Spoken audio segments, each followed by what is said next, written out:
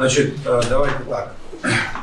Это вопрос нет. А? Вопрос. Не, я хотел бы... Значит, Ангур, что я могу сказать по поводу своего выступления? Это, с одной стороны, хорошо, что есть возможность присутствующим и на улице говорить то, что считают нужным. Но ты был, конечно, в некоторых вопросах, в большинстве того, что сказано тобой, ты передергивал факты. Нет, это не так. Я тебя слушал внимательно. Я вам личной оценки не давал, Аслан Георгиевич. Никто не мешал быть... Да, Нет, да, подождите, я личные характеристики, Аслан Георгиевич, вам не давал. я тебе не даю. И мне не надо давать личные характеристики. Если я сейчас начну в эту плоскость уходить, мы очень далеко здесь зайдем. Мы можем с тобой пойти в любую плоскость. Не надо вовлекать в эту аудиторию большую. Я тебе оценки не даю, я говорю о фактах. Значит, когда люди говорят, в частности, вы говорите о том, что я представляю народ Абхазии, большинство как антироссийско настроенных, это неправда, такого не было никогда и не будет. Это первое. Слава Богу. Второе. Я вас внимательно слушал. Я вас внимательно слушал, меня перебивать не надо. Я нигде не говорил о том, что Россия не будет выполнять свои обязательства, если соглашения о даче не будут подписаны. Пенсии. Я говорил о том, не перебивать меня, я говорил о том, что это может создать фонд, и это создаст фонд. О пенсиях и о деньгах было написано в письме бывшего посла на имя руководства Абхазии. Это он написал. Я этот документ зачитывал. Я никогда не говорил о том, что наши вооруженные силы ничего не могут делать. Не надо меня цитировать неправильно. Я говорил о возможностях наших вооруженных сил, о том, что есть сегодня, чем мы располагаем. И в этом плане никому врать не собираюсь. Дальше. По поводу торговать на должностях, цитировать кого-то, кто говорит, это неправильно. Если кто-то из моих соратников о чем-то говорил, это его мнение. Я никакими должностями никогда не торговал. Я Цизу Гунба видел один раз. И не надо ее цитировать. Таким образом, давайте моим действиям. Дальше.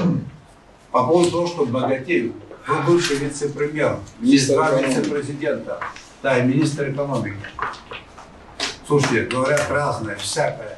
Я что, должен этим руководствоваться? Факты. Пусть скажет прокурор. Тогда будем разбираться.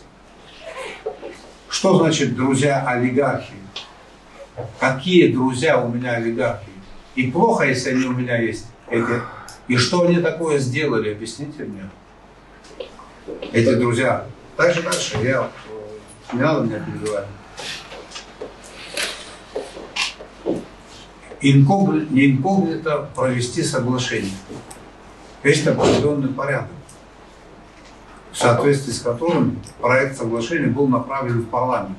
В парламенте, в котором было много мнений представлено и разные политические взгляды. Это не инкогнито.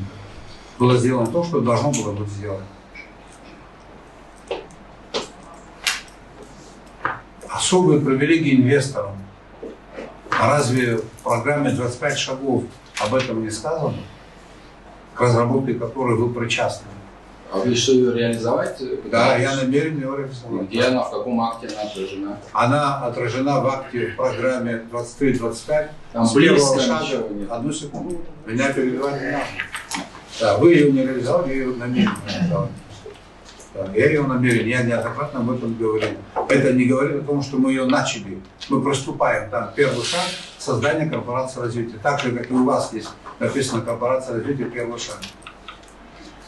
Значит, по поводу, что это было в ноябре прошлого года и все прошло. Позапрошлого. Да, позапрошлого года. Ничего не прошло. Этот вопрос как ставился, так и ставится. И что касается еще одного момента референдума, значит, по продаже земель и так далее. Ангур Ибранович, если вы настроены на то, чтобы мы нашли какие-то правильные выходы, не надо разговаривать. Что это вы вместо меня формируете повестку дня будущего референдума? Что я там должен поставить вопрос о продаже земли и так далее.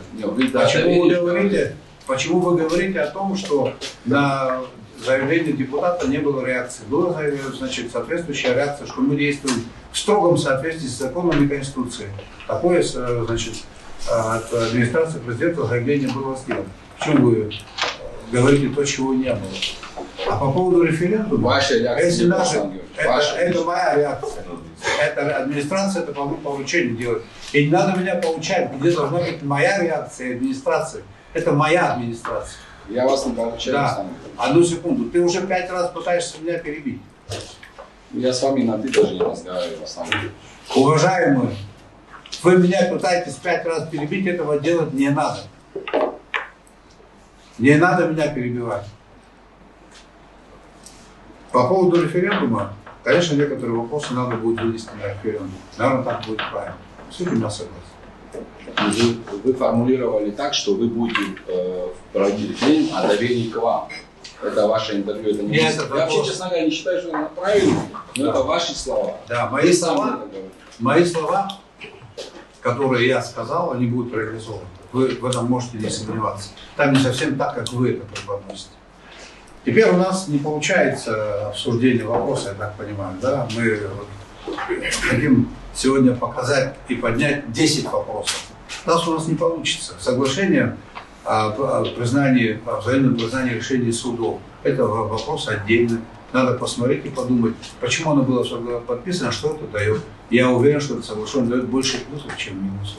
А я не уверен. А давайте мы пойдем. А вы спросите у руководителя службы судебных исполнителей. А мы спросим у всех. Вы спросите мнение судей. А одну секунду, меня не надо перебивать от Владимира Ивановича. Вы мне вопрос этот документ готовился как раз таки с привлечением этого ведомства. Служба судебных приставов сегодня является составной частью Министерства юстиции. Ну, наверное, меня обманули, он говорит, я вообще не видел это соглашение. Да. Ну как это так? Ну, наверное... Я не знаю, вас обманули или нет, но Минюст и служба судебных приставов это одна структура. Служба туда входит. И мнение службы судебных приставов в этом вопросе было доминирующим и определяющим. И вырывать ситуацию из контекста и преподносить не надо. Вы согласны? Кто? А? Вы согласны с тем, что российские банки здесь будут отнимать у наших граждан? Российские банки ни у кого ничего здесь отнимать не надо. Там написано, надо упрощенно преподносить. Для того, чтобы российский банк или абхазский банк в России что-то отобрал, должны быть какие-то определенные правоотношения между банками и клиентом. Не будет правоотношений, не будет никто ничего отбирать. Никто ничего не отбирает. Отбирать будет только то, что положено будет для бизнеса. Вот и все.